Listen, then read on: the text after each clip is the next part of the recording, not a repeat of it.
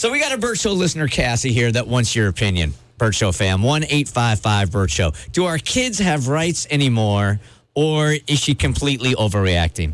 Hey, Cassie, good morning. Good morning. Morning. Okay, what happened with your kid? Okay, well, my daughter had an incident with another little girl at her school. She's in 5th grade at an elementary school here in Cobb County.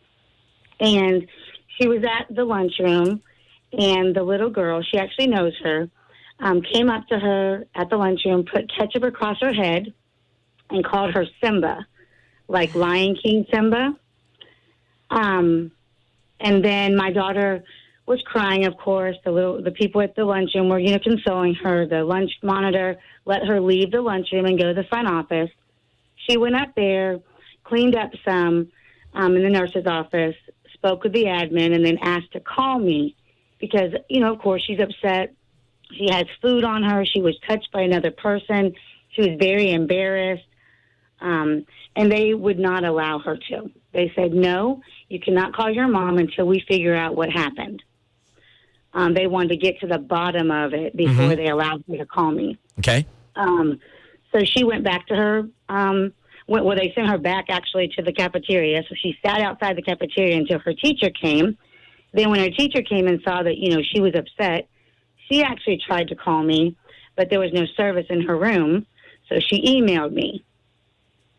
And then, after she emailed me, of course, I called the school. I spoke with the assistant principal who would not allow her to call me. She stood by that and said, no, we don't allow just kids to call whenever they want to. And I'm like, this isn't a whenever you want to type thing. My daughter was actually touched, had food wiped on her face, and was called a name and was very upset. She didn't seem to care. She said, well, that's just what we do. And I asked to speak to another admin. So she then gave me the principal. He still stuck by that and said, no, it's his decision if he allows a student to call. He didn't think that she needed to call. And I think he was kind of trying to save face because the assistant principal had already said no. And so he was just kind of sticking by his admin. So I requested a meeting. I went that Monday to the meeting. He laughed in my face in the office and is still stuck by no. He would not allow her to call. He feels like he did the right thing. He wanted to get to the bottom of it before he allowed her to call. And then I told him, well, if that's the case, I'm going to send a phone with her. And he says, that's against school policy. And I said, that's fine.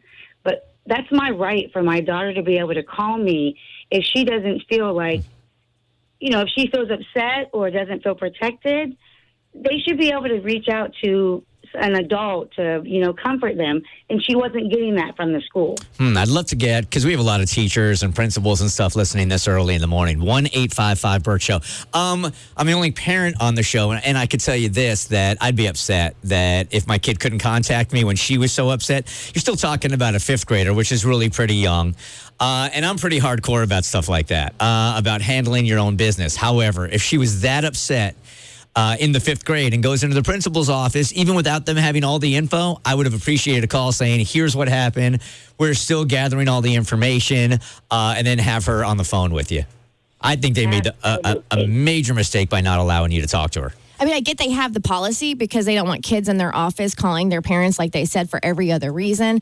But I do feel like there are instances, and it's a case-by-case basis, depending on what happens. And because another child put hands on your child, and she felt embarrassed, and she was upset that, and I don't know how long it takes to get to the bottom of something and involve 2 students. And I'm like, you just need to go talk to the other student, right? Isn't this a thing that's viral right now? Yeah. And what exactly is this?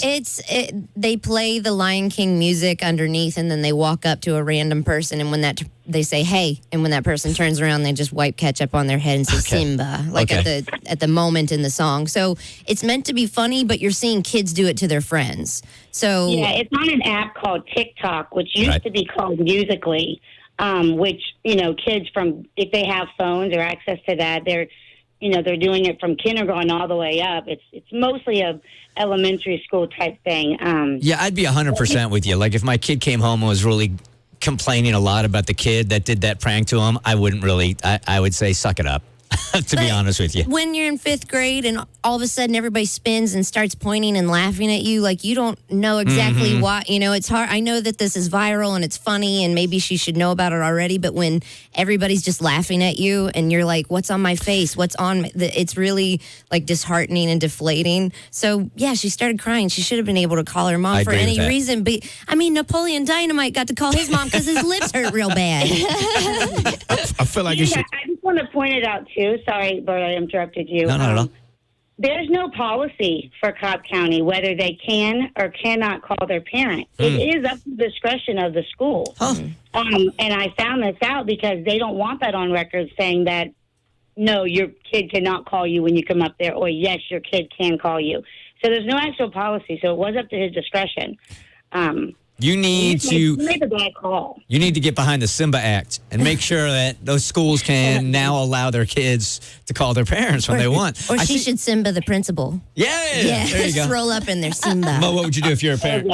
I feel like it makes sense that they have these type of rules to try to implement them, because I'm sure there are kids that would want to call their parents every 5 minutes for nothing. But at the point that a kid doesn't feel safe, like that's when I feel like the rules got to go out the window and you got to let a kid call their parents. Or if you don't let them, then you call the parents, but somebody call the parent immediately. I mean, you can tell when a kid's taking advantage of a situation. It's so obvious. She was not trying to take advantage of the phone policy here.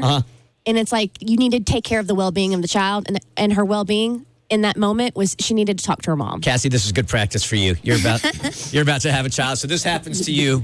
I'm sitting here like super fuming because it's not a jail, it's a school. And if any adult stops my child from calling me, we're going to have bigger problems than that. I don't care what it's for. And if you don't want the kids using your phone bill and like writing it up, then the kids need to be allowed to have cell phones to contact their parents. You cannot stop a child from contacting the parent unless the parent's like in jail or something. And she felt humiliated. So if they had just let her call her mom and got like that little ego boost that she needed, talk to her mom, feel comforted, this wouldn't be as big of a deal. The calls that we're getting here for you, Cass, are call the school board. The head of the school board is the one that can really make things happen. Right, and we went to that Tuesday after the principal laughed at me and everything. I went to an NAACP student forum that took place at one of the local churches around here, and Mr. Ragsdale, who is the superintendent of Cobb County, and the area regional superintendent was also there. And I spoke with him, and then he had me write an email, and then I spoke with her. She replied back to me, and she did actually go and apologize to my daughter personally at the school. The principal has not ever reached out to me. The assistant principal has never reached out to me, which I would have liked an apology from them, specifically, not to embarrass them. Even if I had gone in on Monday and he would have said, right, I did make, the wrong call. I'm sorry. I apologize. We shouldn't have done that. In the future, we'll definitely let her call if there was an altercation like this. This would have... Oops. Are you still there? I think I accidentally hung up on her, and I was trying to put her on hold. Oh, Bert. Oh, no. I just Simba'd her. Wow. I just did the radio thing. Oh, my God. Version of Simba. She's going through enough. Oh, no. Do that. Tommy, if she tries to use her phone, tell her not to. You didn't Simba her, you Mufasa'd her. Yeah. Hey, Crystal, good morning. You're on the Bert Show. Hi. Hey, some similar things happened to my son at his school, and I ended up actually having to go to the school board and got him in a different school. And the school he's at now, they have a phone in the front office, and the kid can just walk in and be like, I need to call my parent, and they say, okay, just remember press 1 to get an outside line. Yeah, it's that simple. Yeah, and as I said, I can understand the county administration. So that just kind of sounds like that school thing. Yeah. I can understand the administration not wanting every single kid to have access to their phones, but there's got to be some kind of policy that when they want to call their parents in a situation like that, they 100% can, The Bert Show.